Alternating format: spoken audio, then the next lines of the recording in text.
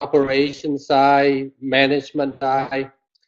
I even was head of faculty for Shell for a few years there, putting together the entire training program for the Shell group. Today I will handle the discussion, but many members of my team are present, so feel free to ask me questions or ask other members of my team questions. Later on, I will show you the introduction and who they are. Just some ground rule before we start. We will put everybody on mute, so that way the audio is good. It's recorded, so you will get the record later. And for those who recently log on and have not introduced yourself, please just write in a few lines about yourself. You notice people are ahead of you, like Jason Burris, Matt Stover, and Paula Chen already introduced themselves. So if you come on later, please do something similar. So that way everybody know each other a little bit more. For people from my team, I will introduce them a little bit later. So anyway, and feel free to submit questions. And if I'm busy talking, and if my other team member like Syed and Khoi, if you see something you can answer, just feel free to answer it. So this is a team effort. And if you like, if something that is a little long, and if you like to talk with us later, feel free. I tapped in my email already, but you also can talk with Khoi or with Syed or Li Ping or other people on my team, no problem. Okay, here's a topic. Why having a holistic life cycle view to field development is critical to maximizing oil ultimate recovery beyond 50% of OOIP? I have traveled to more than 50 countries working for Shell, Maersk, and Arco. And what I have seen is that some people say, oh, it's obvious, 50%, no problem. And some people say, oh, no, that's impossible. We only can get 20%. And there is a very wide range of perspective around the world on what an oil field can do. And hopefully today, I can share with you some of the experience that my team have worked on around the world. And what we have seen is that very often, to get the most out of your oil field, you need to have a correct big picture. That is a holistic life cycle.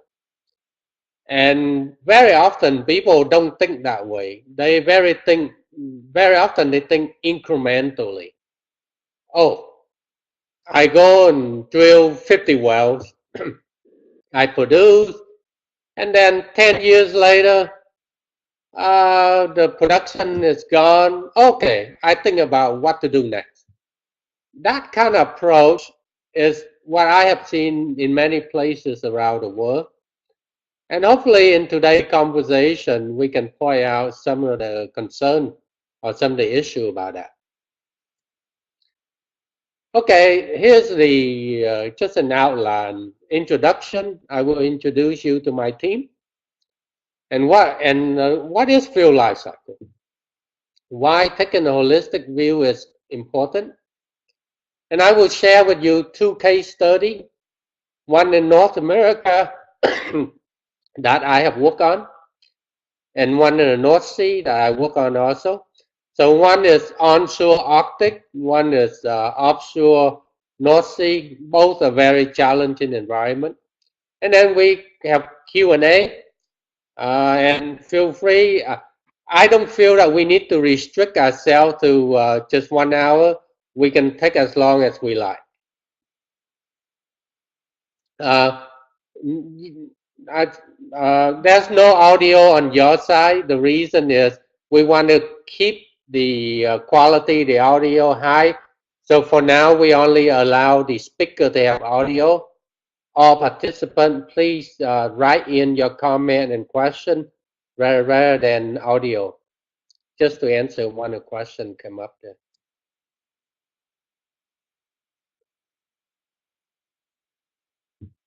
Okay, here's my team. We have more than 300 years combined experience. Myself with Shell, Maersk, and Orco, Dr. Syed with Exxon and Schlumberger, Khoi Lee with Chevron on Orco, and we have geophysicists like Son Lee, 30 years on geophysics.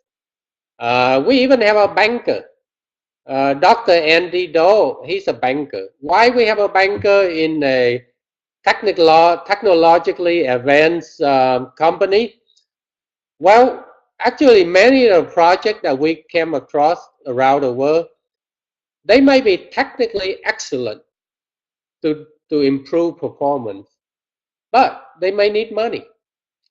So when we run into a project like that, we call in a banker and say, okay, here's a great project. So let's go talk with the various banker and private equity and see if we can find funding to help these people improve their field performance. And then we also have operation people like Dũng Vũ, Li Ping. She have worked on a very wide range of issues, operation, study, complex PVT. We have geologists like Edmund. So we have a very wide range of people in our team, anywhere from technical to banking. Now I noticed there's quite a few number of people in today participation that are EOR people. So I thought I'd show you my EOR team. Myself, I work on many gas-related EOR projects, gas, WAG. Dr. Syed worked with Exxon on a very wide range of EOR issues, chemical flood, low sound, gas base, large field. Khoi Lee worked for Chevron, also on very wide range of EOR issues, including thermal also. And then Li Ping is very much into the compositional modeling, equation of state, reservoir management, that sort of issue. Can everybody hear me? Please say yes or no.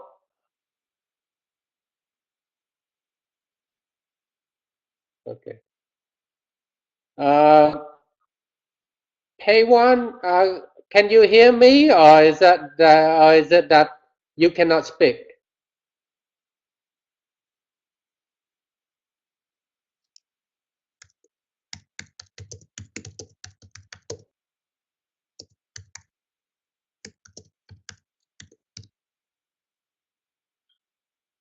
Okay, I think I.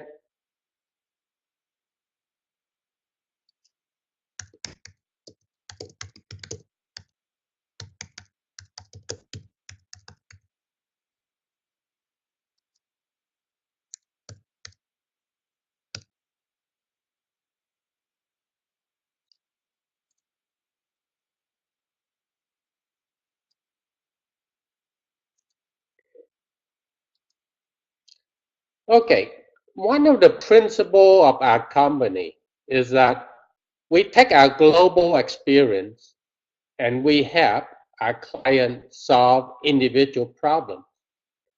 So if you look at the red star, that's where we have been. That's where we have worked on projects all the way from New Zealand to the Arctic, and virtually every component. Uh, Everyone, just to be clear, you don't have the ability on audio on your side. We turn everybody on mute except me, so that way we can keep the conversation, simple. Okay. All right. So basically, the point here is the red star. That's where my team have worked on, and that global experience is very helpful because when we work on people project, we can just uh, we basically we take our global experience and then we can help you eliminate errors or redundancy or something that had already been done elsewhere that work well and may work well somewhere else and may not work.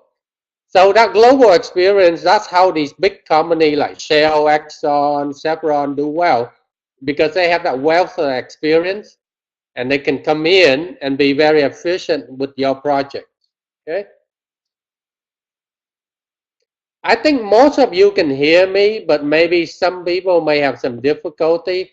So I think I can just go ahead and proceed, and then we can have individual conversation later if you don't get the whole story.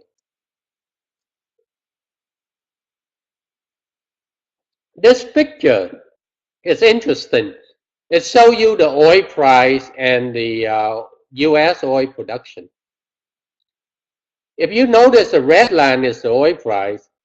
From 86 until now, most of the time we are in low oil price environment. A lot of time we are below 20. And you know, in the past 10 years, we went above 80, $100 a barrel, and now we back down to 60. What I had done and Syed and Koi had done is that we have worked on the EOR project and water flood project in $20 oil price, and we can make it economic. Because a lot of time today, when we talk with people about a water flood or EOR, the very common answer was, "Oh, the oil price is so low, we can't make it happen." But how did people get EOR project to work in the Arctic in 1986 at $20 oil price? Okay, if they can make it work, why can't we make it work today at $60 oil price? Okay. So that's my message to everybody is don't let the oil price prevent you from doing what you need to do. If you have enough experience or you bring in experience, we can find way to make challenging project work even in today's oil price environment. You know, we don't need to wait until it hit $100 to make it work. This data, it just shows global statistics. And if you look, the purple line, the purple arrow, the 50 percentile, people recover less than 30% of their ultimate oil recovery. Okay. And if you look at it, there are very few fields in the 90 to 100 percentile. Very few fields go above 45%. Okay. Myself personally, I have worked on 3 fields above 50%. And I'm sure Koi and Syed have. So where is the difference? Why are some field we can get above 50%, and why is most the field around the world hanging around 30%? Okay.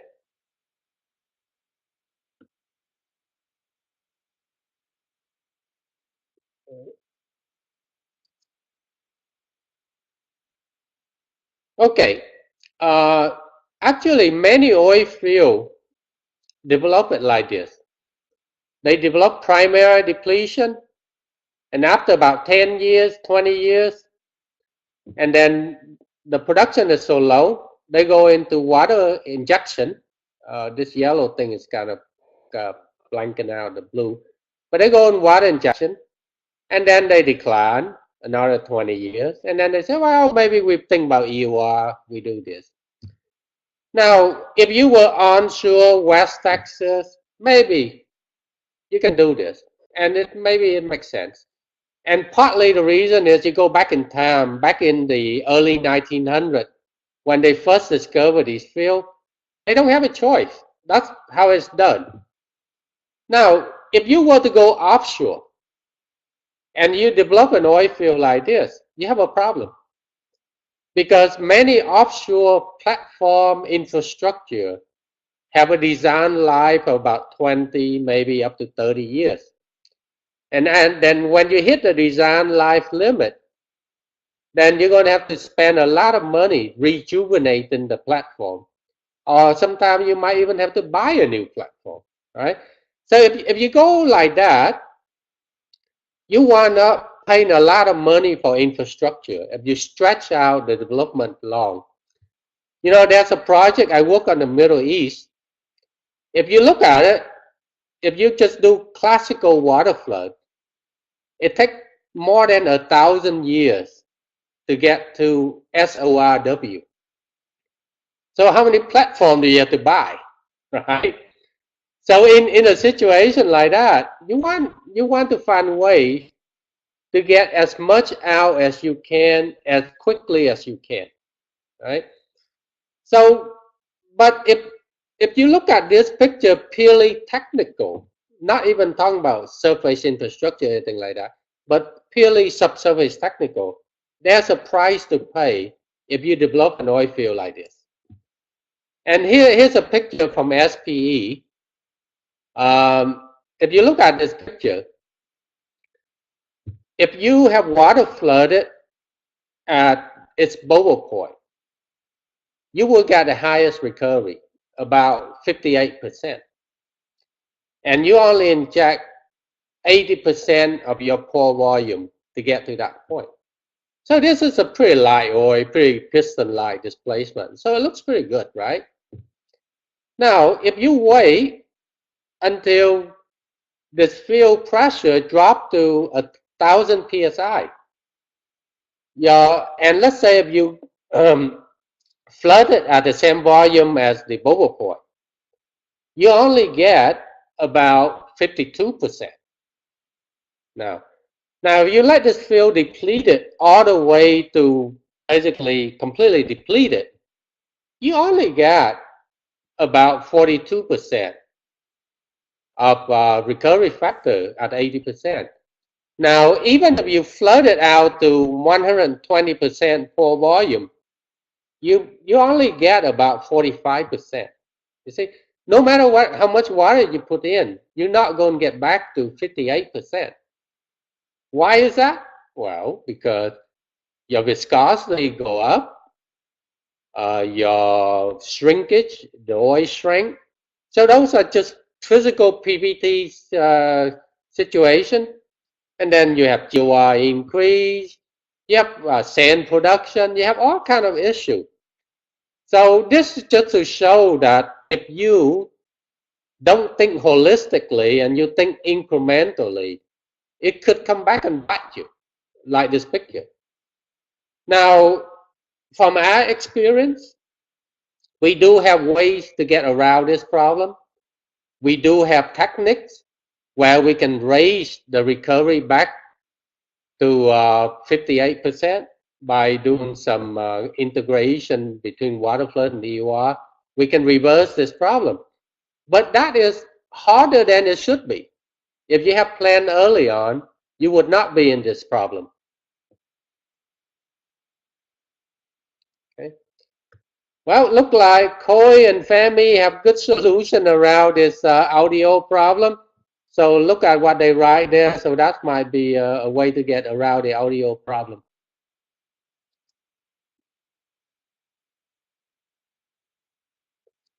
You know, I reviewed so many projects when I was in Shell and in Musk. And when I came, I look at the project I review and I ask people, okay, what's your life cycle picture look like? And a lot of times people look at me strange, you know, what do you mean? And actually, this is a high level conceptual picture of what a life cycle look like. Basically, what I do is that I look at the field, I look at the primary depletion, I look at secondary recovery, I look at EOR.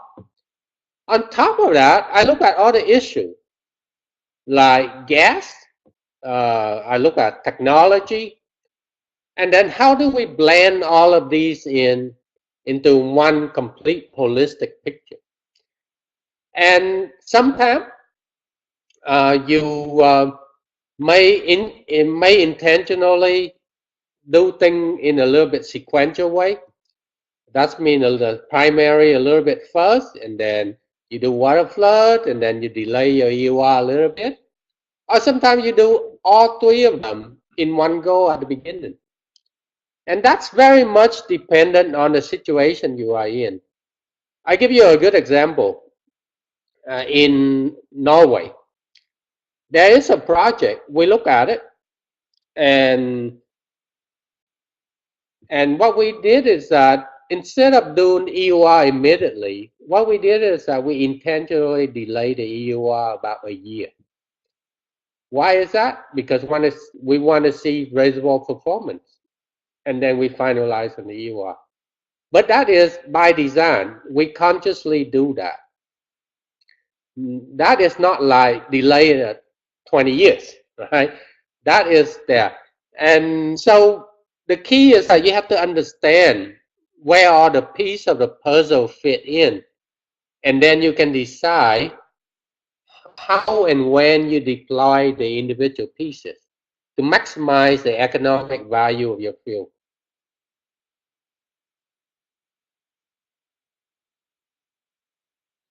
Okay, okay. Here's an example. Okay, this is my personal opinion. This is probably the most engineered field in the world. Probably the best engineered field in the world. If you look at it, look at the plateau production, about 1.5 million a day.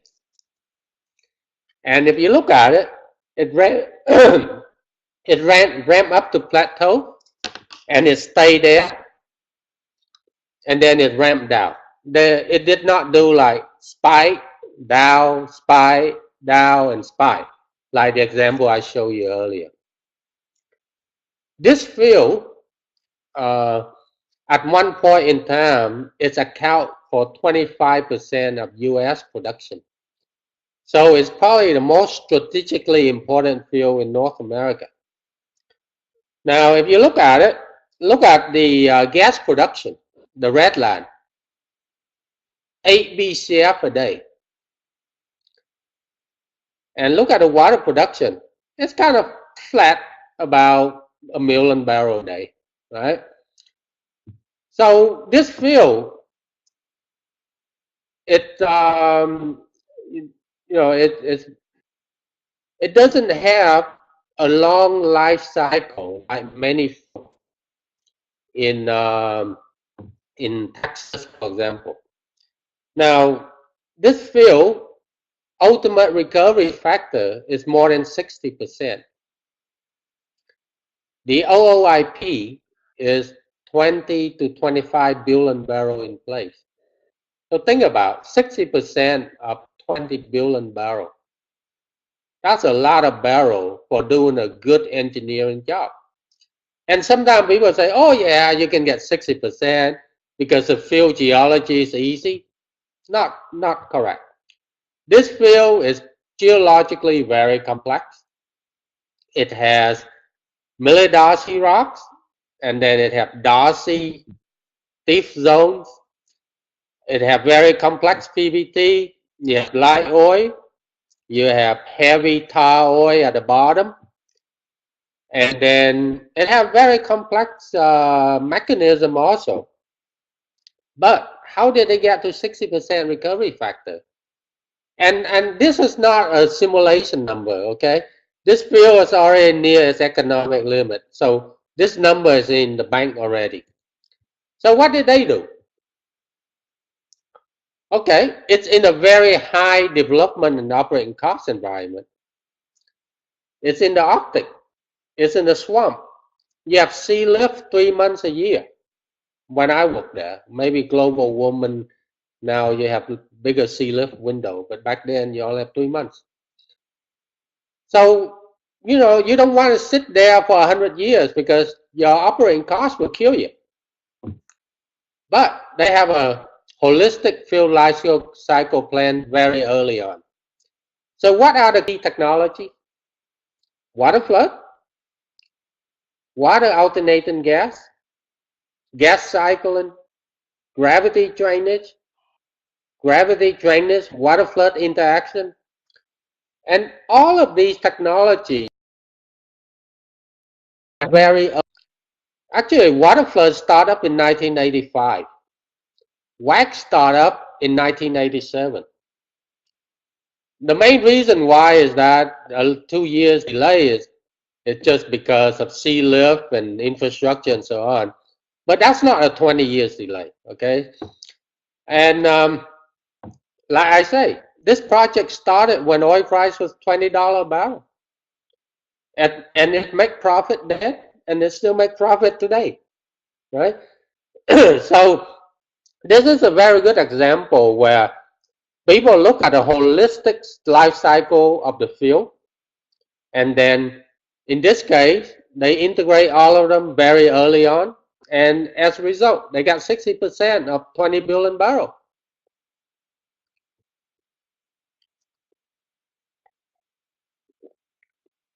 This field, this is case study number 2. This is in the North Sea. You know, sometimes I show people this number and they say, oh, that's not an oil field, that's a gas field. No, this is an oil field, okay? This field is more than 1 billion barrels in place, 17 kilometers long, 5 kilometers wide. And actually, when I became the development manager for this field, I told my team I want 75%. And they told me I was crazy. And that was, the field was about 7 years old, so recovery factor is about 20% there. And today, the current manager of it see that the expected ultimate recovery is about 70%. This field, it did almost everything perfectly except one thing. Early on, the gas that it was producing, they disposed of it. So it's not recoverable. When I look at it, if we have captured that gas and put it to good use in this field, we could have got 75%. So the reason why we're not 75 is because of that particular piece of the puzzle was not captured early on. Okay.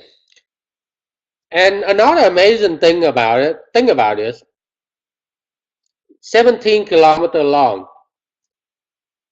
It have 5 producers in the middle. It have 5 injectors on the edge and get 70%.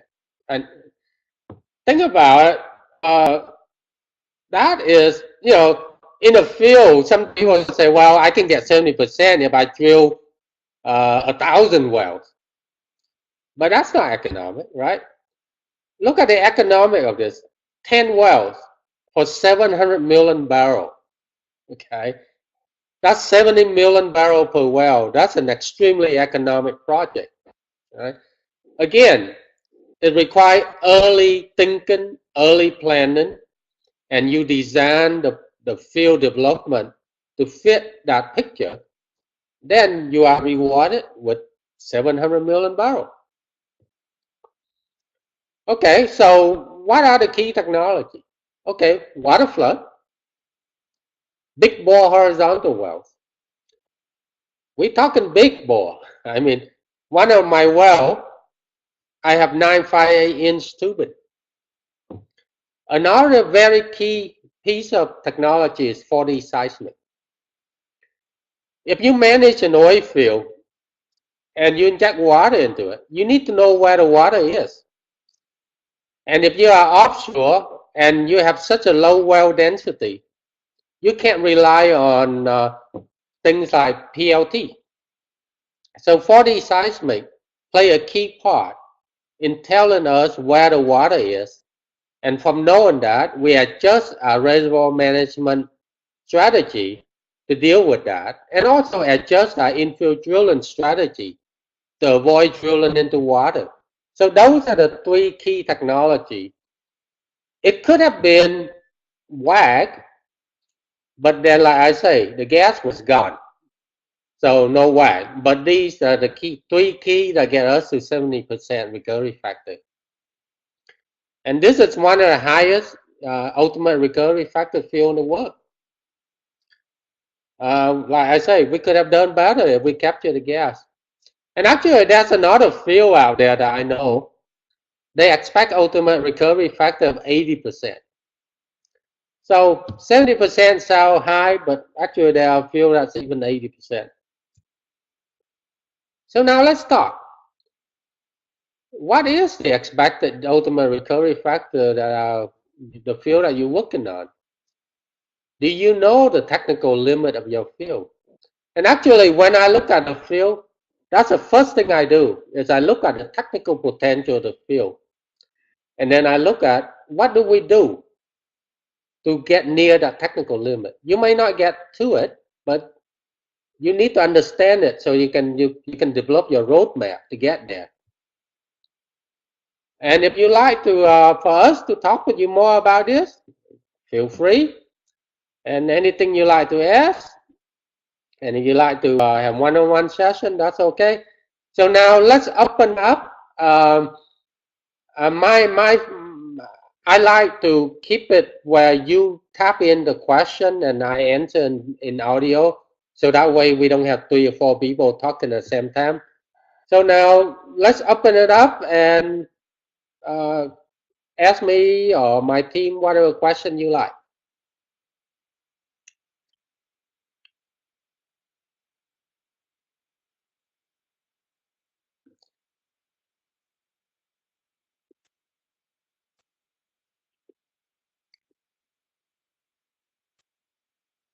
Okay, I see Paula Chan is tapping in the question.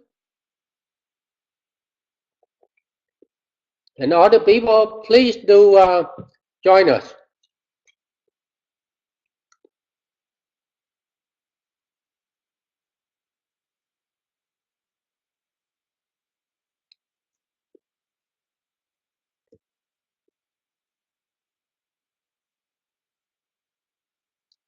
Oh, well, it seems like that some people have to join us by phone. So should we open up the audio to everyone also? Because those people might not be able to tap in the question.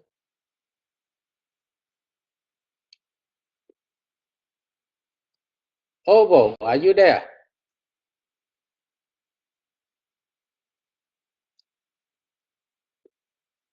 Okay. Hello, Dr. Son. There's currently a question from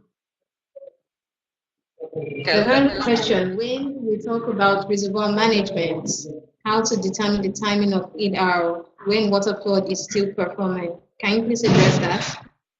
Okay, I saw the question. Okay, the question from Paula Chan is that when we talk about reservoir management, how to determine the timing of EOR when water flood is still performing? Actually, you know, there are many camp of thought on this particular question, the timing of EOR. And a lot of people think that, oh, I want to wait until water flood is done and then I do EOR. In some situation, that may work. For example, if you were in a very low operating cost environment, onshore US somewhere, that may work. But if you were offshore, if you go by that logic, EOR will never work. Why? Because you pay for a platform, and by the time the water flood is finished, the platform might be 30, 40 years old. And then you go in and you say, I want to do CO2 injection, for example. What happened? The platform, the wells, the infrastructure were not built for CO2. So if you want to do CO2, you literally have to put in a whole new platform, whole new infrastructure, drill new wells. That would cost you 3x more than if you have planned early. Let's say if you plan early, the incremental cost to CO2 might be 30 to 50% more. But now it would cost you 3x, and the volume of oil that come out is maybe about half of what the volume water flood would have gave you. So that volume is not enough to be economic to pay for it. So when you are offshore, the question becomes much more important. And also the example I showed you earlier, in North America, we did the EUR from day one. And actually, I had done many economic calculations and many scenarios. And all the one I look at, in the high cost environment, EUR early is much better than EUR too late. But sometimes you don't have a choice. You walk into a field that's 50 years old, okay, then you work from there, right? You can't go back and change what happened 50 years ago. So you just have to adapt to the situation you are in. Okay?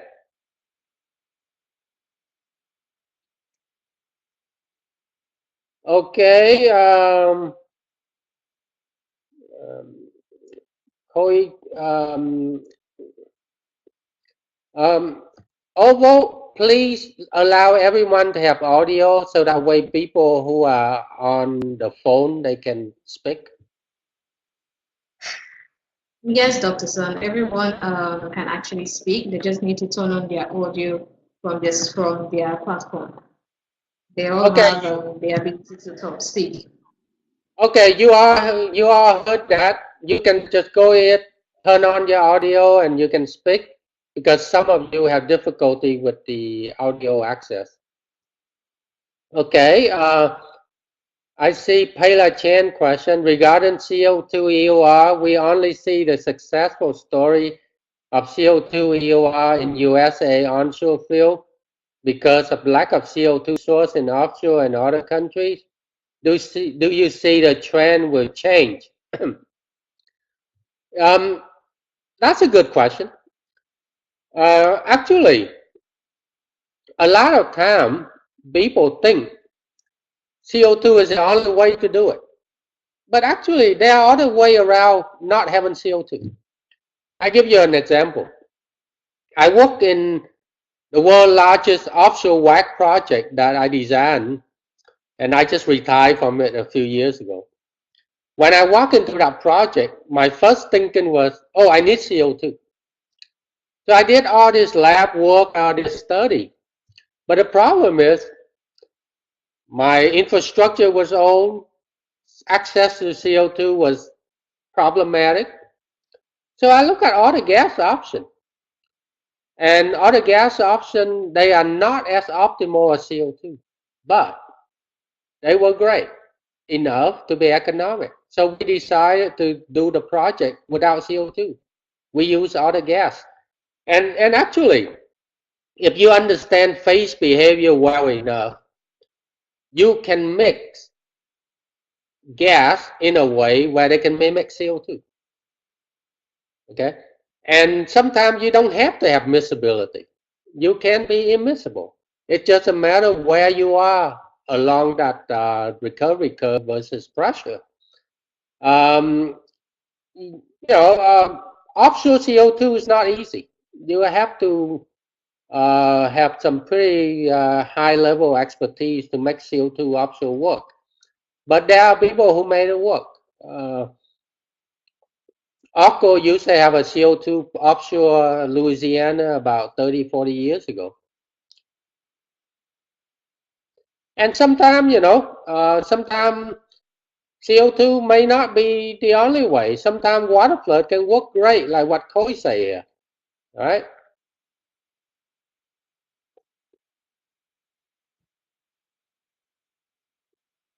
I see that Payla is tapping.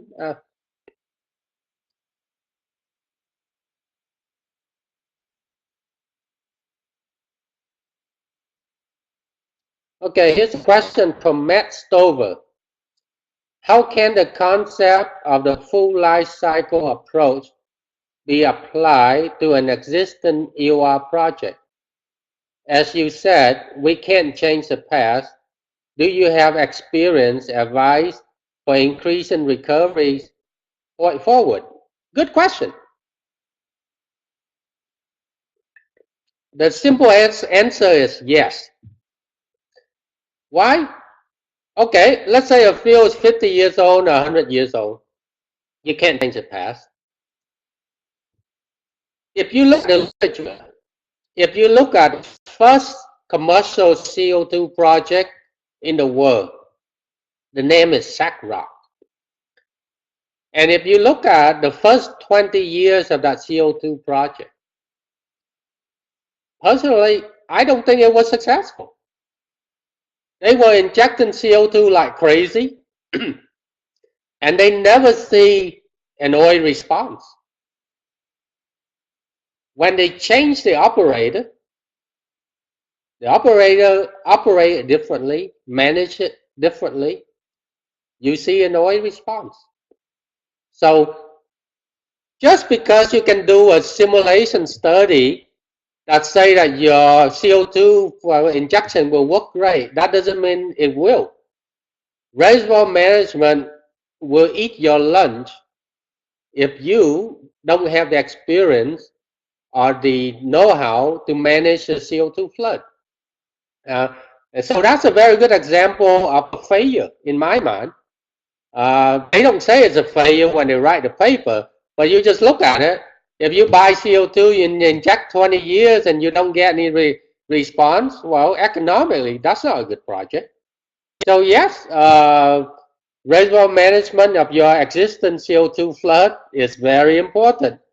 Khoi, Syed, myself, we have worked on many of those before. I give you an example. That project I showed you earlier, the North America, when I walked into that project, they gave me this part of the field. And it was recovering about 50%. So for most people, that's great, right? But the problem is that is underperforming comparing with other parts that were getting 70, 80% recovery factor. So I look at it, and guess what? All the injectors were broke. They were having out of zone injection. They were injecting into fracture. They were having all that problem. So when I went in, I fixed the reservoir management of that sector of the field. Production increased 30%, even though it's already recovering 50%. Okay, next question from Payla Chen. If no other people ask more questions, I would like to ask the last question. If water flood still performing, the baseline of decline curve is not established, how do you justify your prospecting strategy?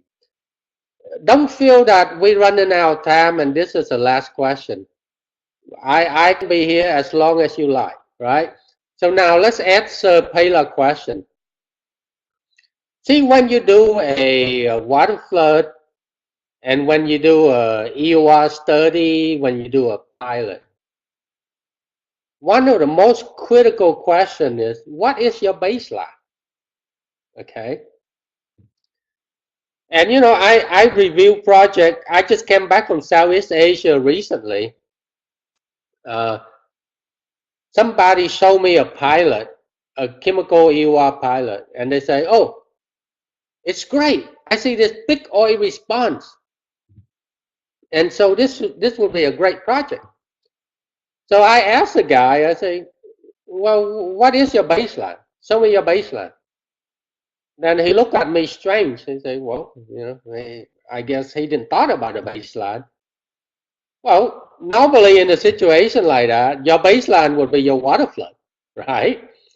And you have to max out your water flood. Then you look into your incremental due to EOR, and that would be the EOR. Because who knows, that big response might have been just water flood, right? So yeah, the baseline is important, and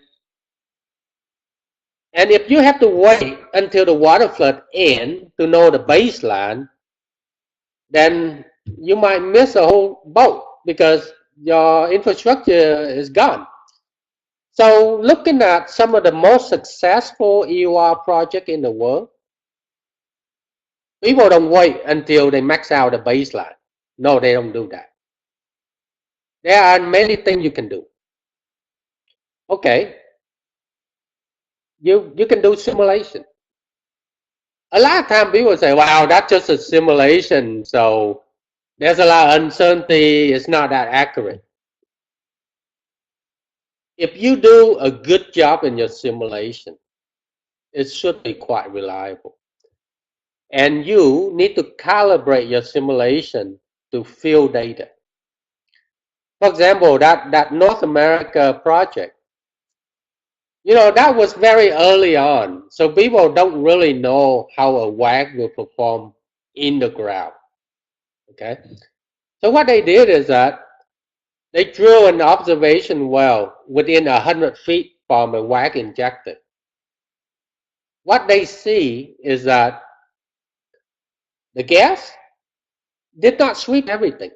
There were areas that it swept, and there were the area that it was not swept. So in the area that the gas swept, you can't even see oil saturation. It's just white sand. So the residual saturation is virtually zero, right? So you take that data, you confirm your lab as SLIM2 experiment. And also, you look at the vertical sweep data. You take that, you calibrate your model vertical sweep, okay? But my view is you don't wait until the end of your water flood before you do EOR, because economically that's not the best way to do it. And okay, there might be some uncertainty in your baseline, true, but I'd rather take that uncertainty than not do EOR at all. Okay, and Coy wrote something here. You may want to look at different EOR techniques or increasing the pace of your current EOR design, or apply different injection technique design. Okay, Mr. Tang from Vietnam, do you have any idea to apply EOR for gas field with high CO2 content? How effective EOR performance for such a field? Well, in such a case, it's not EOR, it's EGR, enhanced gas recovery. Okay, you probably can do that. You can compare that versus compression. But you might consider using that CO2 in an oil field rather than using that CO2 in the gas field. Because the oil field, that CO2 may yield much higher value. For example, a ton of CO2 can give you 5 barrels of oil. At $60 a barrel, that's $240. So the economic value of that is probably higher than what you can get from the gas field.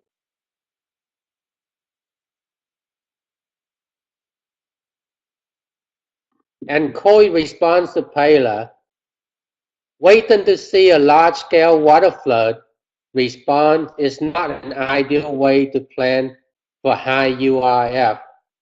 We have better technique nowadays. Right? I agree with Coy's comment on that. The key point is you have to understand your field. You have to look at water flood, EOR, primary. You have to look at all from the beginning. And then you can decide what is the most economic timing of your EOR. And my guess is it's very likely you don't wait 30 years. You will likely to do it within a few years of your startup.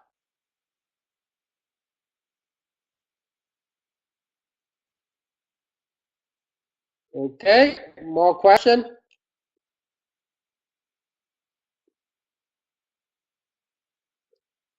Any comment from Poland? Usually we don't think there's a lot of oil up there, so any comment from Renata?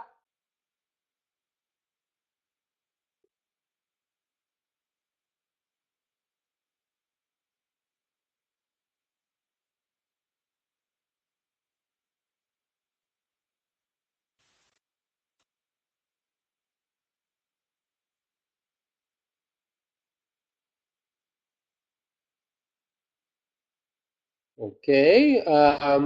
Any comment from Nigeria since we organized this Taman for Nigeria?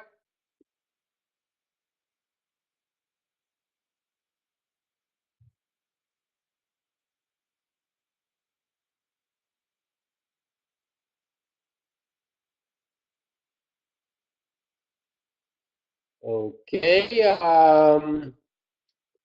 Anybody else from the Three Dots team would like to say anything?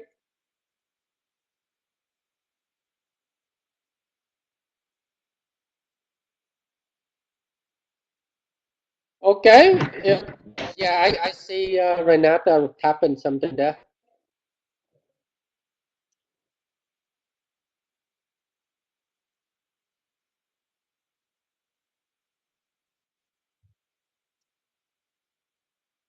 One question I have for you is that would you like to see more sessions like this in the future?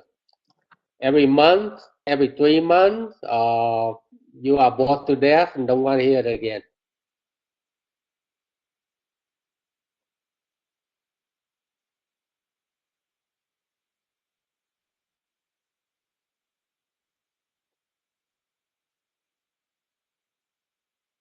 There's a question from Corey from Matt. How is the NFCO2 flood working?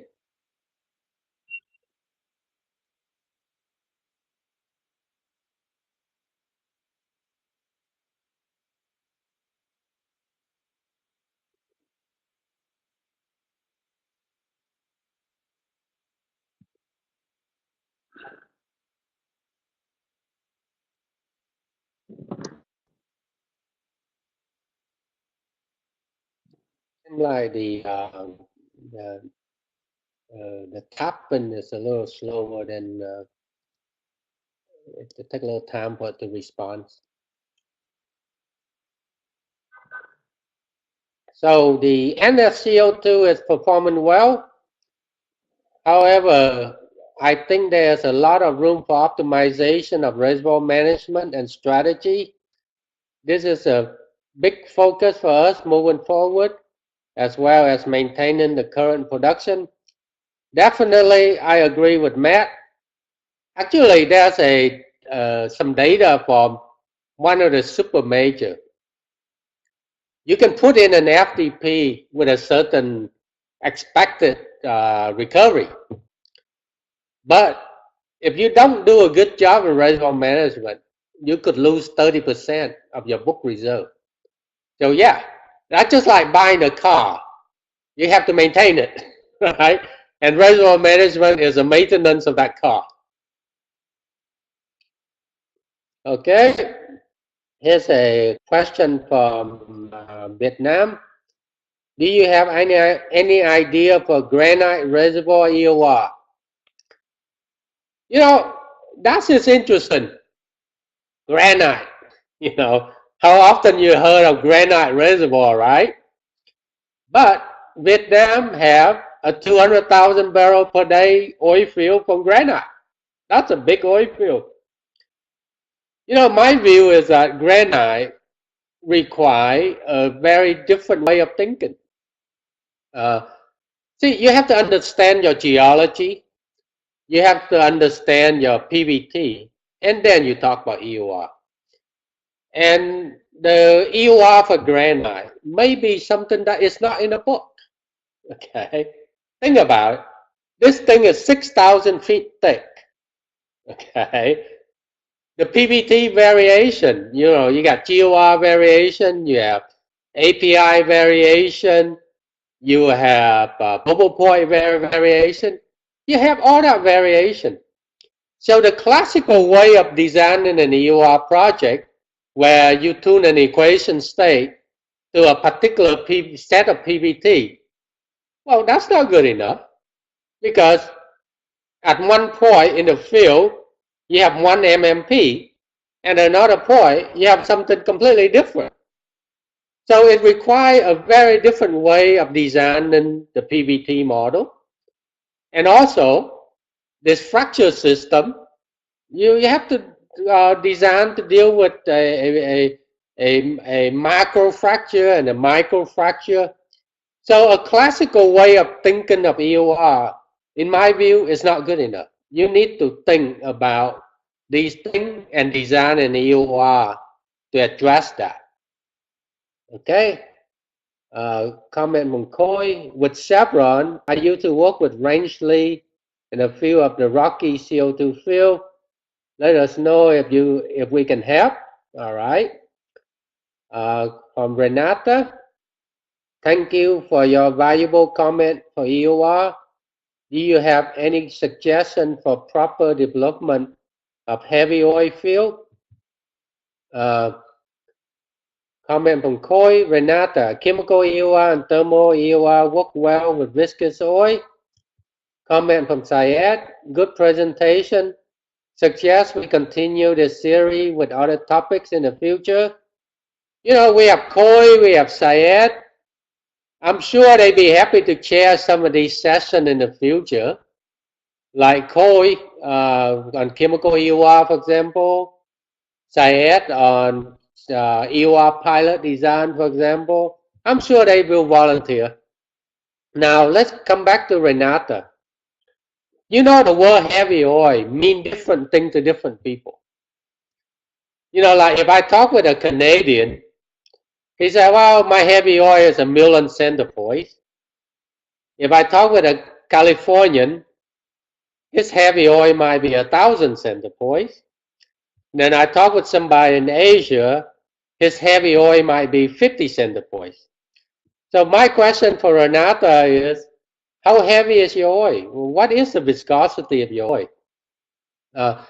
And because different range of viscosity require different design. Okay, 1,000 centipoise. Okay. See, if you were in the 1,000,000 centipoise, then the answer is obvious: steam, thermal process. Now, if you're in the 1,000 centipoise, hundreds to 1,000 centipoise, maybe chemical, maybe thermal process. And if you were in the less than 300 or less than 500 centipoise, you have more option. You have gas, you have chemical, you have thermal process. So, you know, 1,000 centipoise, the next question like Hoy have there is how deep and the temperature and the pressure of your reservoir. Can you say something about that?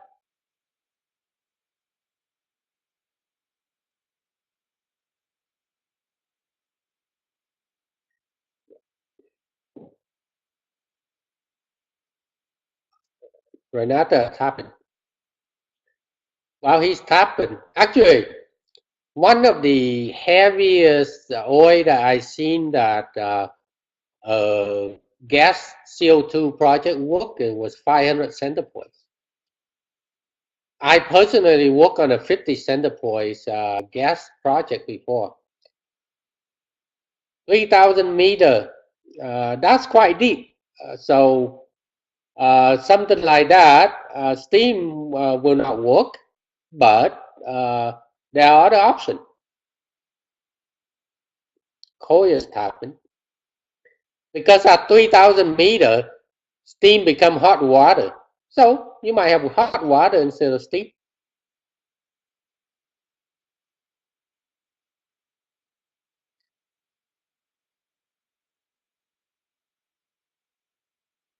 Sometimes EOR is very counterintuitive. There's a project I work in the Middle East. You would think that you inject gas into a 50 centipoise oil, the mobility ratio was so bad that it will break through tomorrow. But no, it did not happen. It actually worked, right? But it required that you understand the PVT and the geology, and then you design for it.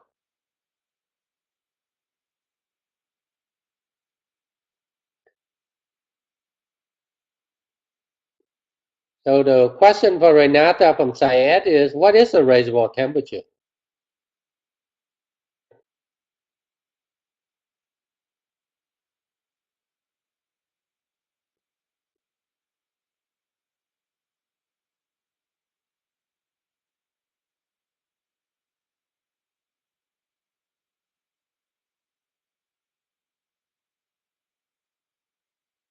Both Khôi and Syed commenting. Yeah, I concur with Khôi. Steam is out, but there are other way. Thermal, chemical maybe, and depend on the temperature. If temperature is low enough, chemical might work. And actually, I have seen a reservoir in Central Asia where it's very deep, but it's very cold, right? So if your field is cold, then maybe chemical would work.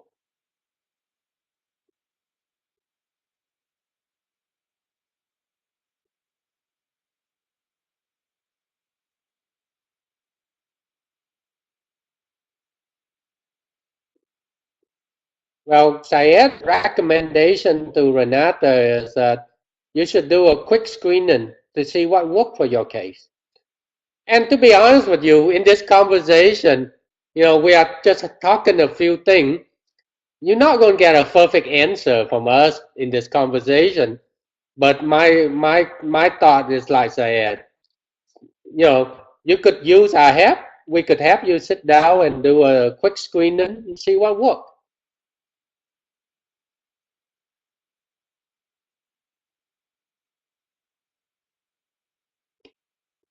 Javier is tapping something.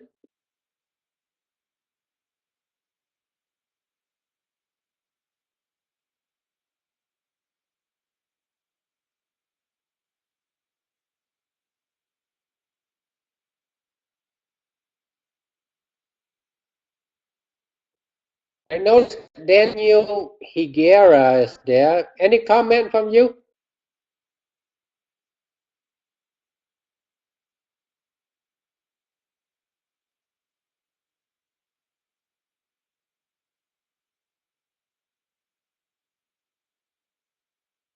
All right, no comment.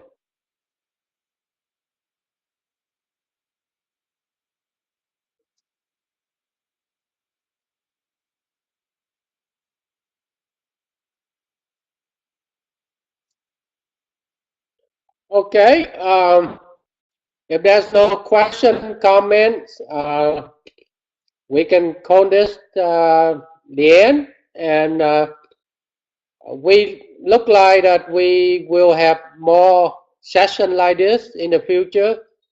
I will talk with Ovo. We will decide whether it's monthly or quarterly. But why not? We enjoy having this conversation with everyone. And I see that various people are tapping in. And let's see.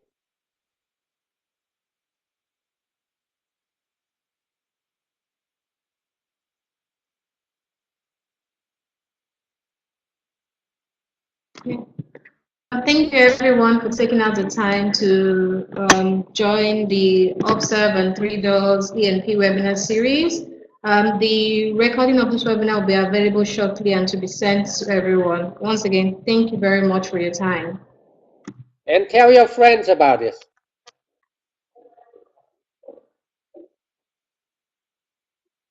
Thank you, the Three Doors team also. And thank you, Ovo, for coordinating. Thank you, Dr. Sam, for giving a brilliant presentation. All right. I'm off. Okay, goodbye, everyone.